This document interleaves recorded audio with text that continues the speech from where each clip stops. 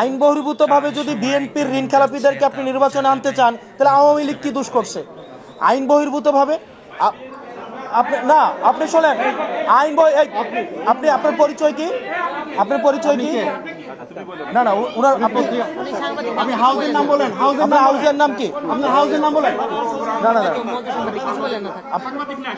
আমি আমার এখানে সম্মানিত উপস্থিত আমাদের সাংবাদিকবৃন্দ যারা আছেন, আপনাদের সাংবাদিকবৃন্দ যারা আছেন, আপনাদের সাথে আমাদের পেশাদারি সম্পর্ক। আপনারা নিরলসভাবে পরিশ্রম করে যান, আমাদের বার্তা আপনাদের মাধ্যমেই জনগণের কাছে পৌঁছায় এবং বস্তুনিষ্ঠ এবং নিরপেক্ষ সাংবাদিকতার মাধ্যমেই 5ই আগস্টের পরে এবং পূর্বে আপনারা ইতিমধ্যেই আপনারা দৃষ্টান্তকারী, আপনারা উদাহরণ সৃষ্টি করছেন।